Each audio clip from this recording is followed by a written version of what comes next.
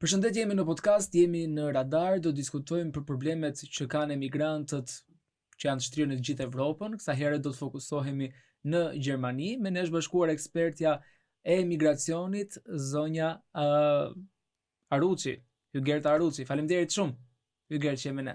Përshëndetje Mario dhe faleminderit shumë për ftesën. Kënaqësia ime të jem me ju sot.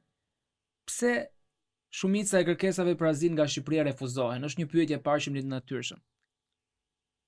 Sepse fatkeqësisht dhe fatmirësisht Shqipëria konsiderohet një vend i sigurt për Gjermaninë. Pra nuk kemi një raport lufte, nuk kemi raste persekutimi dhe arsye të tipit ekonomik ose social ndonjëherë janë të pamjaftueshëm për aplikimin dhe marrjen e një vendimi pozitiv në aplikimin për azil në Gjermani. Për post rasteve të cilët janë goxha të rënda, si flasim dhuna ose kërcënime mbi jetën, pra kur individët paraqesin faktor ndikues dhe rrethana ndikuese në marrjen e një përgjigje pozitive për azilin, në shumicën e rasteve kjo kërkesë do të refuzohet për shkakun e thjeshtë që Shqipëria nuk ka asnjë kërcënim dhe nuk ka asnjë rrezik për të përfshirë në listën e shteteve që mund përfitojnë azilin direkt. Qartë, çfarë ndodh realisht pas një vendimi negativ për qëndrim?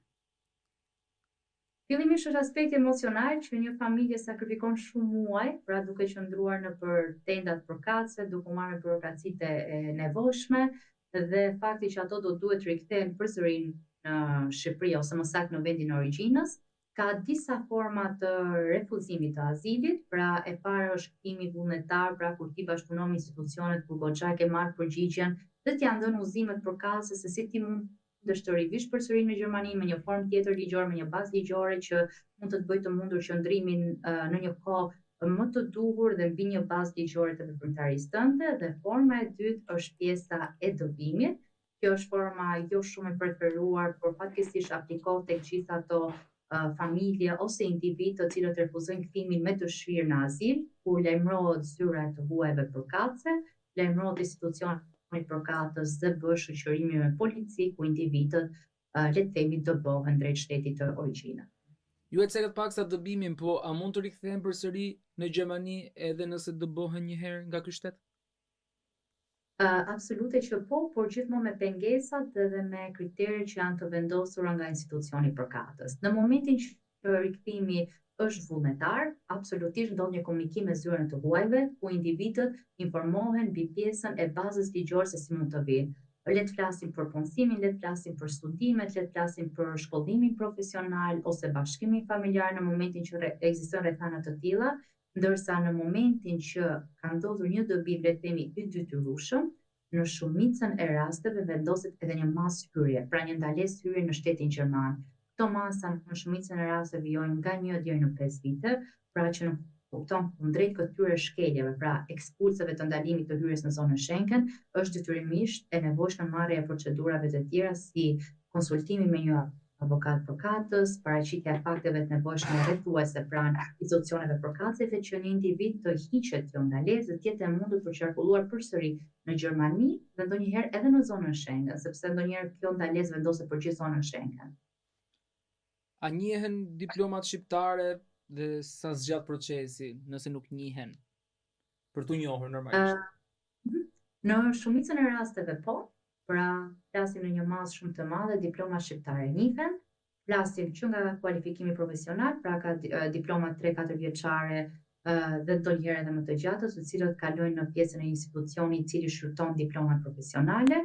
Në shumicën e rasteve tek diplomat profesionale ndodh njohja e plotë, por edhe në momente që ndodh njohja e pjesshme, do duhet patjetër që të bëhen disa kurse, le të themi avans për plotësimin e krediteve që mungojnë. Ndërsa në aspektin e diplomave universitare janë një listë e gjerë universitetesh, të cilët bëjnë një stimin dhe njohjen e diplomës në Gjermani, pra që në kupton diploma e tyre në Shqipëri është e barazvlefshme me sistemin gjerman, por absolutisht do duhet të kalojë me një procedurë të caktuar kualifikimi dhe njësimi të procedurës, duke në kuptuar sjelljen e gjithë dokumentacioneve bazike dhe në momentin që shfrytohen kreditet, pjesa e lëndëve të kryera dilet një vendim a është pozitiv pra në kohë të plotë, a është në kohë të pjesshme dhe në raste që e kemi në kohë të pjesshme, a është e nevojshme marrja e krediteve avans ose kryerja e kurseve të tjera që do të bëjnë plotësimin e diplomës. Dhe kjo gjë i komunikohet individit duke bërë mundur pastaj pjesën e plotësimit të dosjes për të vazhduar më pas në stepet e tjera. Për ta thjeshtuar, sa e vështirë është të marrësh një leje pune edhe nëse diploma nuk njihet fillimisht. Para shumë vite do thonim që ishte e pamundur, shumë e vështirë çdo gjë tjetër, por sot, fal ministrisë le të themi të jashtme dhe institucioneve që merren me imigracionin është shumë herë më e lehtë për shkak se është krijuar një rregullore e Ballkanit Perëndimor, e cila ka krijuar një bazë ligjore, pra vetëm një nen që jep mundësinë çdo individi i cili nuk ka një diplomë, nuk ka një gjuhë, nuk ka një eksperiencë të caktuar, por vetëm me gjetjen e një kontrate punë në Gjermani mund të vinë në Gjermani si punonjës i pakualifikuar.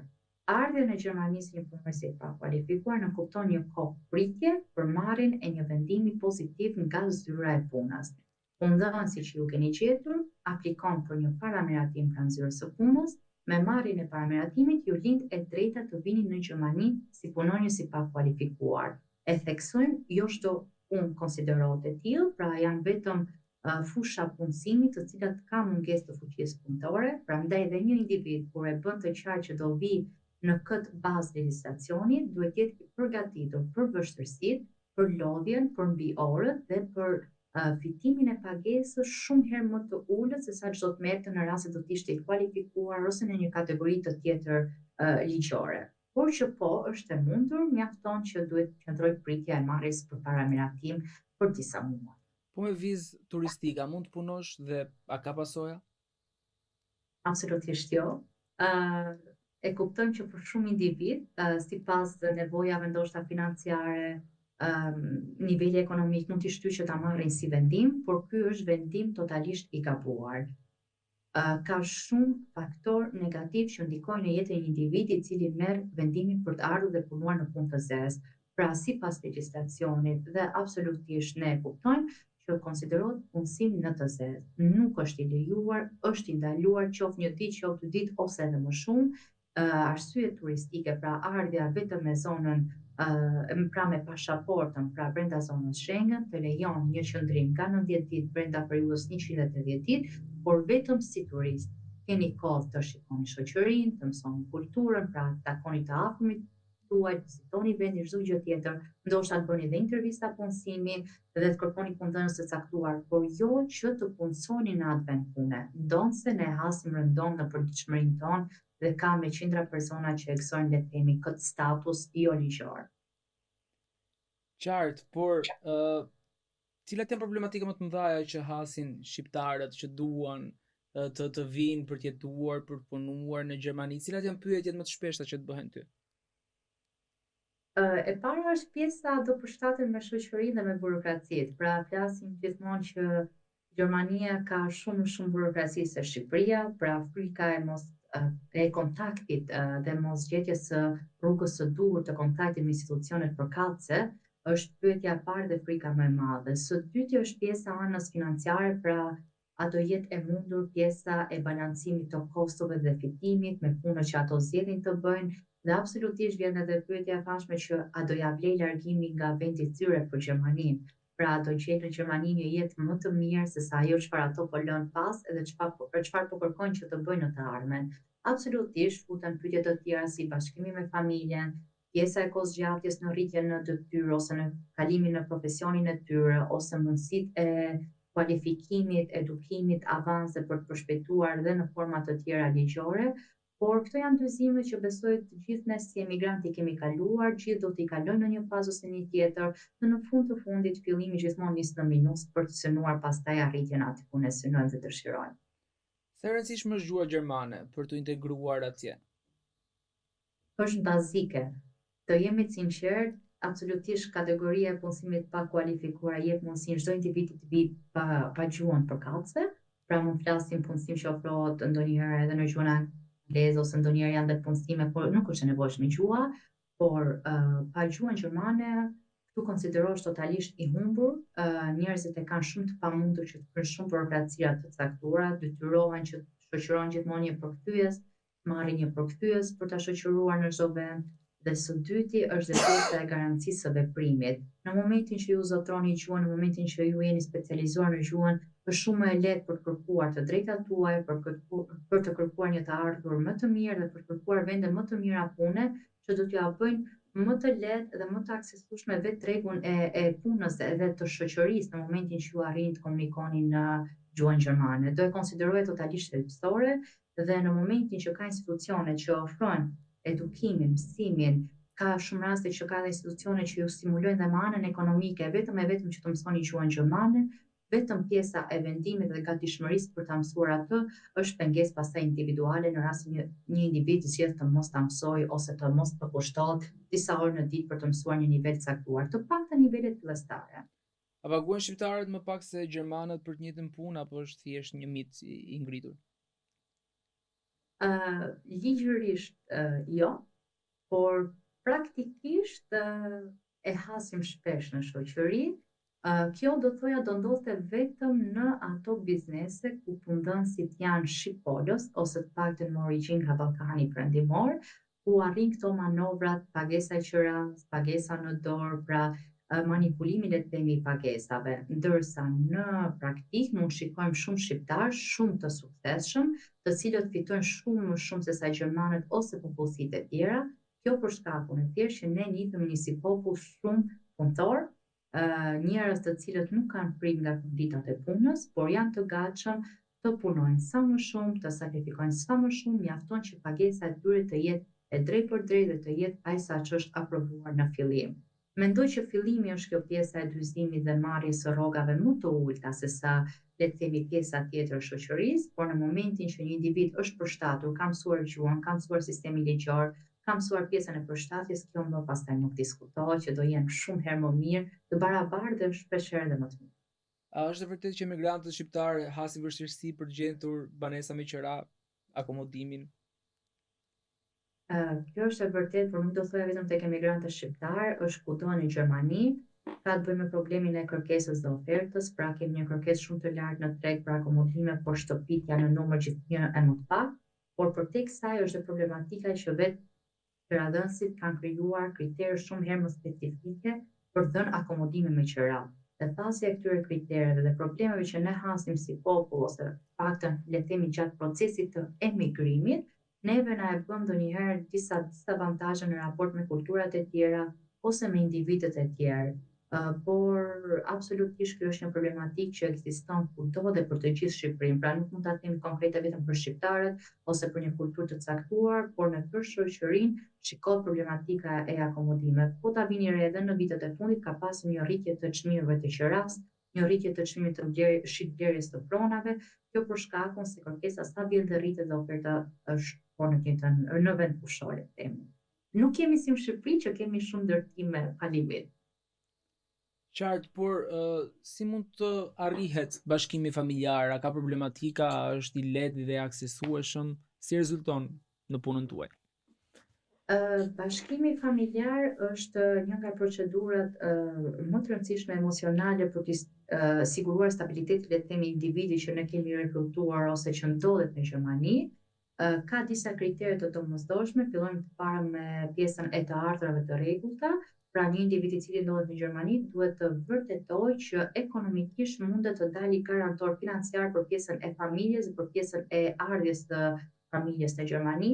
Së dyti është e nevojshme që individi të ketë patjetër një akomodim, një banesë të tillë në metrat katror të caktuar për frymë që i cakton vetë shteti, dhe më rëndësishme pastaj është pjesa e gjuhës gjermane. Për individët të cilët janë të pakualifikuar, partnerët e tyre dhe fëmijët mbi 16 vjeç duhet të flasin patjetër gjuhën gjermane në nivelin A1, pra është niveli fillestar, ndërsa për individët të cilët kanë ardhur me kategoritë e kualifikuar ose karta blu, pra në situata të tilla, bashkimi familjar që ato bëjnë ndaj familjarëve ose ndaj pjesës tjetër të familjes, nuk ka të nevojshme pjesën e ekzistencës së gjuhës gjermane. Këtu është edhe pjesa e dallimit, por të ardhurat dhe pjesa e akomodimit është më së nevojshme që të verifikohen pranë zyrës së migracionit në mënyrë që ato të marrin përgjigjen pozitive.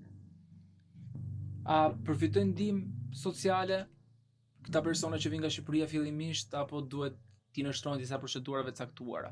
Duhet të jenë shtetas gjerman? Atëherë, institucionet caktuara që ofrojnë ndihma sociale janë dy, pra është Bundesagentur für Arbeit dhe është pjesa e Job Center. Aplikimi i këtyre ndihmave sociale ka kritere bazik mbi të cilët një individ mundet t'i përfitojë. Pjesa e papunësisë, pra në rastin një individ humb marrëdhënien e punës, kriteri bazik është që të kenë pasur minimumi 12 muaj punë në Gjermani dhe pastaj ato munden të pajisen pra me ndihmën e papunësisë, le të themi, është taksa që ato kanë paguar gjatë muajve që kanë qenë në punë dhe marrin si rimbursim ekonomik në një nivel 65 deri në 70%.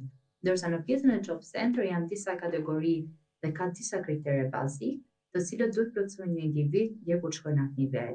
Ne absolutisht e sugjerojmë çdo shqiptari ose çdo klienti mos shkojë menjëherë në ndihmat sociale sepse këto shikon negative në procesin e aplikimit në shtetësi ose me pajisjen e lejes së përhershme, pra në vitet në avans, por në momentin që një individ nuk ka asnjë burimi të ardhur, pra nuk ka asnjë kursim dhe nuk ka asnjë mundësi për të përballuar jetesën, absolutisht që institucionet përkatëse janë aty dhe mundohen të stimulojnë t'i ndihmojnë ekonomikisht, por jo vetëm përqendruar vend pushon, pra që të flasim që një individ me ndihmat sociale dhe ja hodhi pjesës ekonomike. Ato vazhdimisht do vijnë me fletë kërkesa që juve të vazhdoni një punë tjetër, të përmirësoni sa më mirë, të kryeni arsime avans, të mësoni gjuhën gjermane dhe vazhdimisht ju shqetësojnë me këto letra në mënyrë që ju të bëni përsëri jaftë për tregun e punës.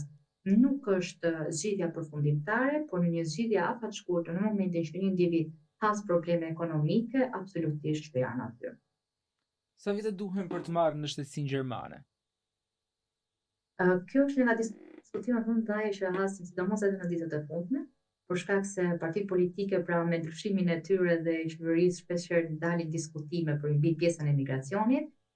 Fatmirësisht ndodhemi në relata pozitive, kur pjesa e shtetësisë ka nevojë që një individ me një gjendje të pastër penale, me 5 vite qëndrimi dhe rroga të rregullta në Gjermani, me pasjen e gjuhës vonisht dhe pjesës së kryerjes së kursit të integrimit, arrin që të aplikojë për shtetësinë gjermane. Pra mjaftojnë 5 vite. Ndërsa në aspektin e lejes së përhershme tek shtetasit e kualifikuar, pra tek ato që vinë me kartën blu, ka një ndryshim, pra ka një shkurtim të pjesës së pritjes, ku personat të cilët vinë me kartën blu mund të aplikojnë për një Niderlauzum në momentin që ato kanë mbrojtur bënishin dhe kanë bërë 21 muaj punë dhe shkon në 27 muaj në rast se ato kanë arritur vetëm nivelin anish. Pra, sipas kategorisë ligjore që ka ardhur një individ dhe që ndodhet në Gjermani, ndodhet pjesa e aplikimit për shtetësi. Në bazë në shoqëri mund të marrin pritje as 5 vite. Por fatkeqësisht kohët e fundit kemi dëgjuar që do rikthehemi përsëri në sistemin e vjetër që ka qenë në sistemin 8 vjeçar, duke shpresuar gjithmonë që qeveria nuk do të dalin këtë vendim. Qartë, a ndihen shqiptarët të diskriminuar në shoqërinë gjermane? Mendoj që ekzistojnë, por janë, le të themi, diçka që ne ja kemi shkaktuar vetes në shumë fusha dhe në shumë momente gjatë ciklit ton të emigrimit. Absolutisht kemi edhe shqiptarë të cilët kryen veprimtari le të themi ligjore jo të preferuar në shoqëri ose që ju ka dalë nami për këto veprimtaritë jo ligjore ose për forcën që tregojnë dhe jo komunikimin e drejtë, por njëjtë kemi shqiptarë shumë të suksesshëm, shqiptarë të cilët kanë arritur majat, janë kudo të punësuar dhe i shikojnë pothuajse në çdo kompani, në çdo veprimtari të shoqërisë dhe që kanë treguar një nivel integrimi shumë të lartë. Absolutisht që jo vetëm shqiptarët, por kushdo që do vi fillimisht në emigrim, konsiderohet një emigrant. Vetë përballja me këto procedurat neve na bën ndjehemi diskriminuar, na lodh në krahasim me një person që vjen si shtetas evropian ose një gjerman. Pra që momentin që ti regjistrohesh në qytet, ne detyrohemi të shkojmë në zyrën e tuajve, ndërsa në momentin që vjen një shtetas evropian ose një shtetas gjerman, regjistrimin i bën në një zyrë tjetër përkatëse, ku është shumë herë më lehtë pjesa e futjes, pjesa e termineve dhe pjesa e komunikimit.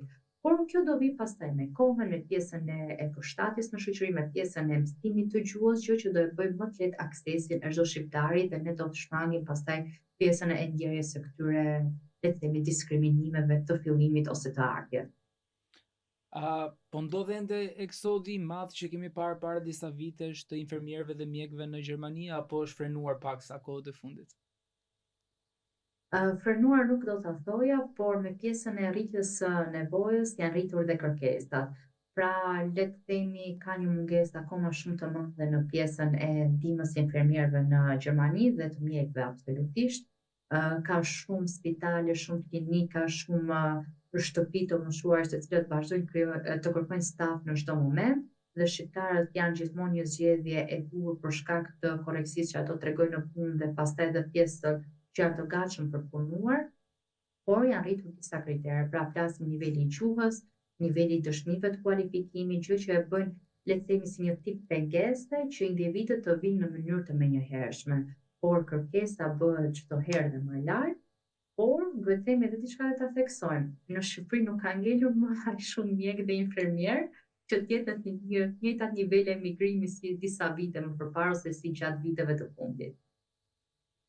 Edhe një pyetje të fundit, a është emigrimi në Gjermani një hap që duhet ndërmarrë, është i duhur në këto momente, apo ka vështirësi dhe realiteti atje është komplet ndryshe nga se ndoshta proklamohet këtu në Shqipëri?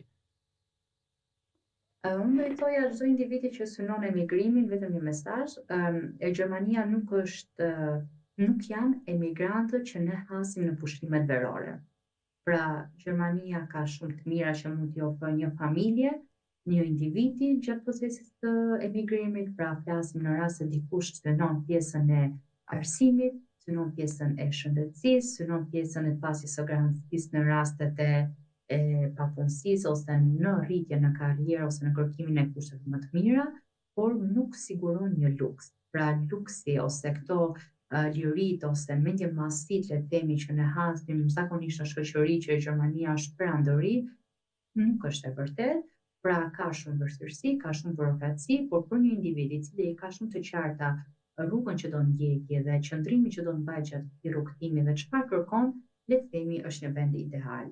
Ka shumë arsye pse dikush zgjedh të emigrojë, por në momentin që do e zgjedhë Gjermaninë si një shtet të sigurt, të qetë dhe me një bazë veprimtarie të fokusuar në garancinë e arsimit, shëndetësisë dhe anës ekonomike, absolutisht do t'ishte zgjedhja e duhur. Ndërsa në aspektin e social, le të themi, pra ndjerjes së shoqërisë në Shqipëri, qoftë edhe klimën, do ta keni në disfavor në raport me Shqipërinë.